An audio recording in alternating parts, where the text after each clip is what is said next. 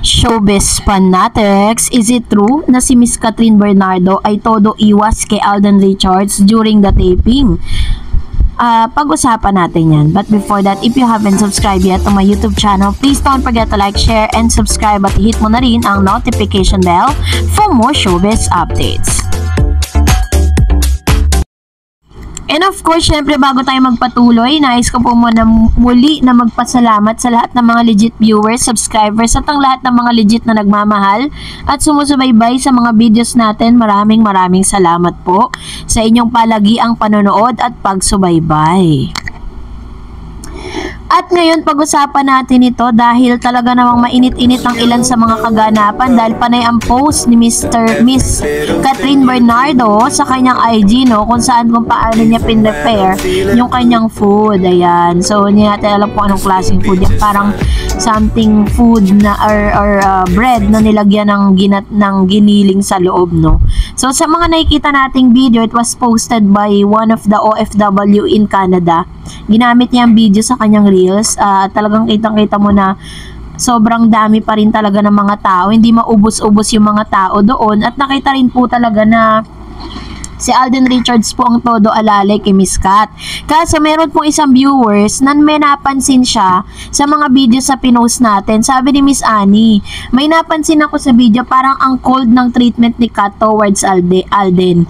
Many times na parang umiiwas siya kay Alden, hindi kaya dahil sa nangyari sa gala night. Sa totoo lang, tayo mga babae napakadali nating maapektuhan kung may maririnig tayong hindi maganda sa manliligaw sa atin. We put a wall of coldness as a sign na tampo tayo. So, ito yung napansin niya, which is, hindi lang po si Ma'am Annie ang nakapansin na parang sa mga photos na lumalabas is parang iwas na iwas daw itong si Miss Catherine Bernardo kay Alden. Pero, base naman po sa mga nakita ko, or base po sa mga videos na napanood ko, is parang wala namang ganong pangyayari. At the same time, gusto ko lang pong i-clear, no, bakit naman po magtatampo or magpapakita ng ganun si Miss Catherine Bernardo? Alam natin kung gaano ka-professional at hindi po ihihiwalay ni Miss Catherine Bernardo yung kanyang personal na buhay, yung kanyang personal na pakiramdam dun sa pagiging isang professional na actress, no, na ginagampanan niya dito sa Canada.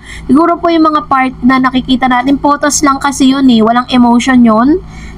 Maaring may mga nagaganap doon na hindi talaga nakikita sa camera pero kitang-kita sa videos. Kasi ang mga nakikita ko lang talaga mga videos here is kung paano alalayan ni Mr. Alden Richards si Catherine. Ayan po yung pinaka-latest na kung saan parang may pinatignan si Miss Catherine Bernardo sa leeg niya with Alden. And then Alden said, okay, wala. Ganun, parang ganun, diba?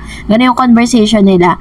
So, ang POV ko lang patungkol po dun sa mga nagsasabi na parang ang cold ni Miss Catherine kay Mr. Alden Richards, parang ang hindi ko po kasi yun ramdam kahit sa mga photos and videos na naglalabasan po sa kanila. At the same time, parang si Miss Catherine naman, alam niya naman po yung kalakaran sa showbiz. At if you're going to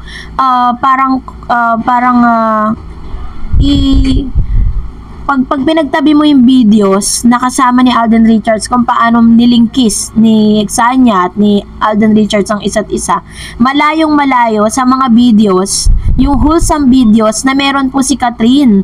Kasi kumbaga parang inamin naman din talaga nila na magkakaibigan lang sila. Marami lang talaga ang nagbigay ng hindi magandang mali siya doon sa nakita nila, 'di ba? At dito po sa mga hawak ni Mr. Alden Richards kay Catherine, talagang halata mo na parang sobrang fragile kung paano niya hawakan, kung paano niya alalayan, 'di ba? Kasi ako yun yung nakikita ko eh. Depende na lang talaga kung paano mo titignan, in what perspective mo titignan yung mga sitwasyon at mga ebidensyang naglalabasan. Ganun kasi yun eh. Maaaring ako tinitignan ko siya in a positive way, pero kayo po nakikita nyo siya in a negative, kaya yun talaga yung mapapansin po ninyo. Pero all in all, sabi naman po ng mga kasama nila sa trabaho na all goods naman, lalo-lalo na si Joro. So nagbigay siya ng paayuda at nagbigay siya ng kanyang statement patungkol po sa nakita at na witness niya, no? doon po sa mga naganap sa Canada, no? Kasama po si Catherine at si Alden Richards. So, day 3 pa lang ng kanilang taping, si Mr. Alden, day 1 pa lang. Si Miss Catherine, day 3 niya. Pero ang dami na pong mga paayuda ang cut din. So, how much more? So, 3 weeks po silang manamalagi sa Canada. And for that, let's read any comments coming from your dito po sa ating pong Facebook account and dito po sa ating YouTube. Sabi ni Ma'am si Perla Takehana, I noticed that Kat is not wearing makeup and she looks like teenager. Ang sarap tignan ng mukha niya. Hindi siya madaling tatanda. Sabi nga nila, noon makikita mo na magandang isang babae pagising ng umaga. Pero ngayon, makikita mo yung magandang walang makeup. Ayun. So, si Miss Catherine yun. Totoo yan. Kahit po si Mr. Daniel Padilla, yan na rin ang sinabi niya noon na sikat daw. Kahit hindi na mag-ayos, ay maganda na. Diba? Ganun po yung ano eh. And at the same time, wala siyang retoke. Hindi katulad ng ibang girl na lilink dito kay Mr. Alden Richards, katulad si Glenda. Si Miss Glenda po, si CEO ng Brilliant, diba? Mabait po yun si Miss Glenda. Sobrang napaka-generous, napaka-giving niya sa kanyang mga colleagues. At marami rin siyang natutulungan. Pero, yun nga, total package niya is talagang pinaritoke niya yung ilong niya, pinaritoke niya yung face niya, pinaritoke niya yung dibdib niya, yung balakang niya, yung bewang niya. Kumbaga total package, yun talaga yung ano niya, yun talaga yung pinagawa niya. Walang duda doon kasi ang dami mong ebidensyang naglilitawan. Sabi ni Ma'am Ruth Tanyag sa Facebook page natin, love is in the air, nandyan na ang super protective na bodyguard, ika nga ni Kat. Di baling magmukha siyang bodyguard pagdating kay Catherine, basta safe si Kat at ikukulong na talaga niya ito sa kanyang basic, ang kanyang princess. Sana tuloy-tuloy na yan for real. Nakaka-inlove kayong pagmasdan. Sana matupad lahat ng plano niyo sa Canada na magkaroon kayo ng privacy na lumabas. Pero kahit saan pumunta ang Kat din, ang daming nag-aabang sa kanila. Ingat kayo palagi. Nandyan ang demolition team. Yes. Makikita ninyo, 'di ba? Konti pa lang yung lumalabas pero ang dami na pong mga nagagalit, 'di ba? Sabi diyan, nag-iisip kung paano kayo pababagsakin at paghiwalayin. Ipakita ninyo sa kanila na kahit yung demolition team na sinasabi nila ay hindi kayang sirain ang pagmamahal at tiwala nyo sa isa't isa. Be strong enough. Just ignore them, ibigay nyo lahat ng talent nyo sa movie nyong HLA para lalong maging makatotohanan lahat ng scene. Kaya sila binabaliwala ni Direk Cathy na wag na munang magkita habang nandito pa sila sa Pilipinas na minsan ay maiintindihan ng mga fans. Ito ay para maipakita nila na sobrang miss na nila ang isa't isa. Magandang kalalabasan ng movie na to with Direk Cathy Garcia Molina Sampana, another super blockbuster movie of the year. Ito ang love team of the year, Kat din. Wow, ipon-ipon ha. God bless and be safe always, Kat din. Ayan, thank you po Miss Ruth, Ma'am Ruth Tanyag, yung isa sa mga top fan po natin sa ating Facebook page. Sa lahat ng mga uploads ko sa Facebook, hindi mawawala ang komento ni Ma'am Ruth, no? Salamat po.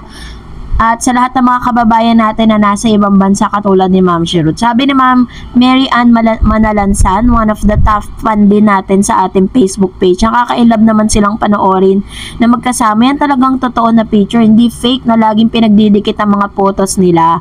Ito na po talaga yung totoong ayuda talaga, as in magkasama, physical. Baga skin to skin, 'di ba? Tapos face to face. Kaya nga sabi ko sa inyo, don't stop na mag-abang ng mga updates kasi mas marami pang mga paayuda yan. And sabi ni Ma'am Soul and Garden, Miss Dareds, palagay ko po may love language ang Kat din na sila lang ang nakakaalam.